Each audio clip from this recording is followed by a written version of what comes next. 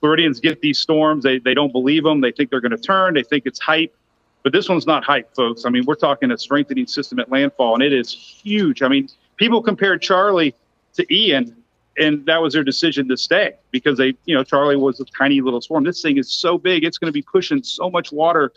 And I think a lot of folks are going to get caught off guard. A lot of folks still focus on that cone as the impact area. And this is impacting people all the way, Atlanta, Georgia is going to have hurricane force winds. So I think it's just showing you the power of the Gulf of Mexico. We've been talking all season about these water temperatures being very warm, and it's proving a powerful storm is going to have far-reaching effects. And the size is what scares me. Ian was a 4. We saw what that did. And another thing that I'm concerned about is everybody's so focused on this center line eye, but this system is so big. With Ian, we had hurricane winds 80 miles apart. So there's a lot of folks affected. Even if Tallahassee gets a little, this thing goes a little bit to the east, but as the mayor said, it's something that they've never experienced here. And, I think there are going to be a lot of power problems and trees down. It's going to be a mess. Definitely seeing waters are up. You can kind of see it. It's creeping up. And that's the problem with surge. It comes in so fast usually with these winds, and that's what people get caught off guard. They're like, oh, it's nothing, and then all of a sudden it comes in sometimes so quick. And then you, like little towns like this here in St. Mark's, there's one way in, one way out. And if your one way out is covered with water, you're basically trapped. And that's why it's so important to get the heck out, because there's no other way to go. And if the rainfall, it's another story I'm concerned about. Is we've been seeing record rains in Florida, and that's been happening this whole summer, and we're going to get accumulating rains here through the night. They're talking about 20 inches possibly, so that's going to be another story that we're going to see. And Tallahassee is very roly-poly, and there's going to be a lot of flooding on top of trees down. It's not going to be pretty. The winds are actually going to be very, very significant, and even though the eye of the storm has entered into Taylor County, you are absolutely going to see major gusts in Jefferson County, in Wakulla County, in Leon County. Everyone needs to take it seriously, extremely seriously. The potential storm surge is well beyond the immediate path of the hurricane. Could be significant and deadly. For you and your family's sake, I urge everyone in and near the path of the hurricane to listen to local officials and follow evacuation orders when told to do so.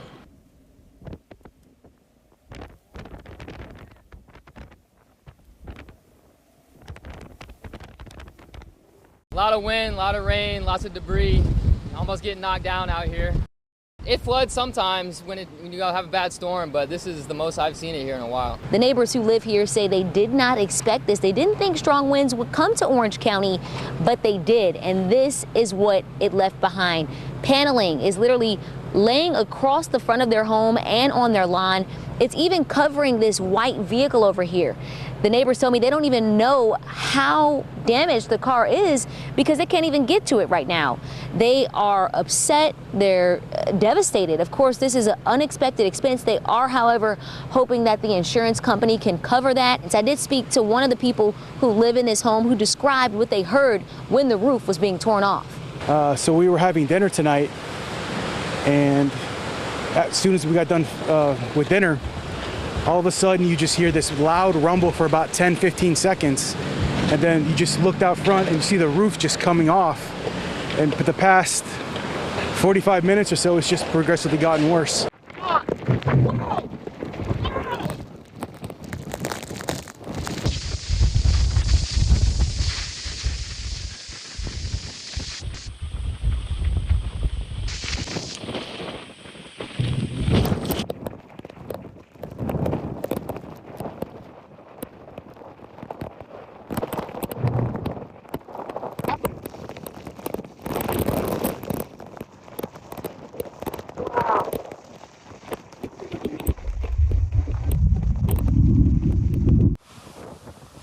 I think the greatest risk right now is that this is still a very dangerous situation. Even though some of the storm surge is receding in Florida, it's still, the water is there and it's dangerous. And you need to exercise extreme caution in Florida if you're going out and starting to check in on your home. But if you are still in the path of the storm, with the flash flooding that you're seeing in Atlanta, what we expect to see in North Carolina, I'm worried about landslides in those areas. And so there's such a variety of threats that are coming from this storm. We're hearing reports of tornadoes in certain areas. And so there's still so much that's happening across many states. Yeah, it was record surge. Our previous record for storm surge was 4 feet. And last night we had about 7.5 feet, I'm told this morning. So double what had ever been recorded in Clearwater. And that caught a lot of folks, old timers who have lived on Clearwater Beach by surprise, really throughout our Tampa Bay region, throughout our islands along Tampa Bay. And so it was historic, and being, over 100 miles away from the center of the storm, that was kind of unbelievable that we'd have the kind of impact we did here last night. Whoa. We had people who decided to stay last night, and they regretted that, because I was getting calls from several of them saying, water's never threatened my home. It's at my doorstep, Mayor. What can I do? And it was too late at that point for our first responders to get to most of them. We did rescue some people last night, but I know there were 2 or 3 dwellings on North Beach of Clearwater that we just had to let burn. So this morning we're out there assessing those properties. We're making sure everyone is safe, but there were some folks in harm's way and in jeopardy last night for sure. I'm getting ready to go out there myself. Our police chief, our city manager have been out there. They tell me that there's still quite a bit of flooding.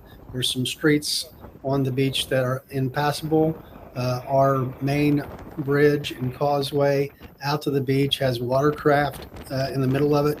So we've got to remove all that. So we will likely, a day or two before we can open up access to the beach for even residents or business owners to get back out there.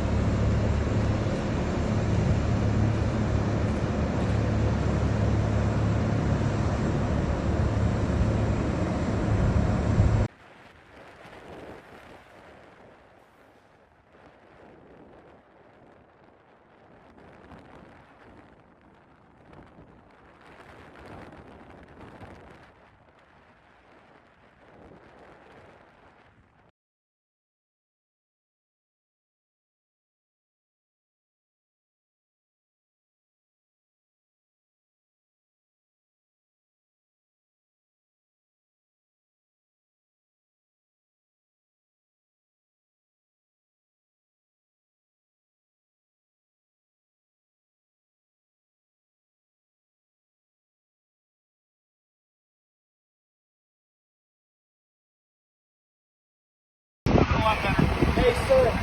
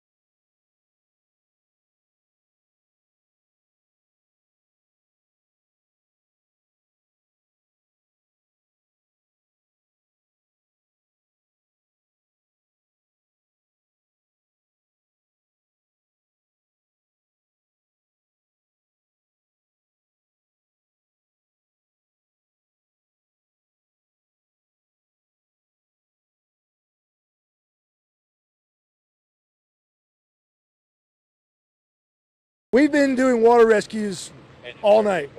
And with this one, the vehicle was traveling in through the water, and the vehicle started to float, and it floated off the roadway. They were able to get out of the vehicle and get on top of the vehicle.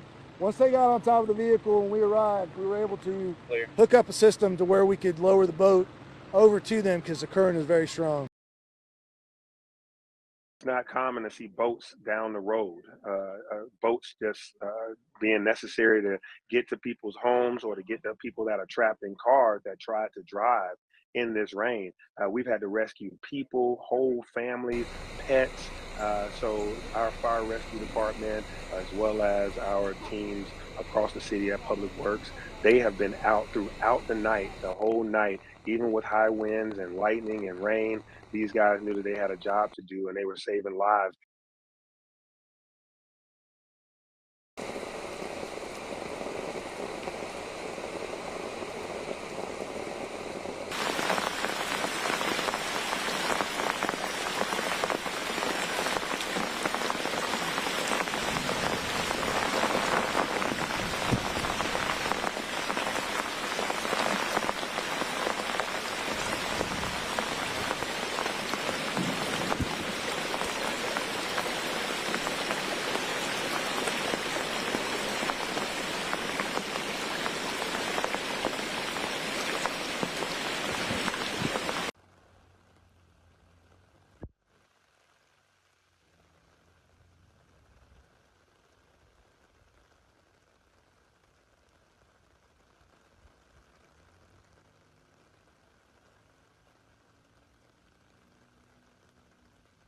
To stay up to date on this video and more, subscribe to our Watch Fox YouTube page. Be sure to like, comment, subscribe, and click on the notification bell so you never miss an update.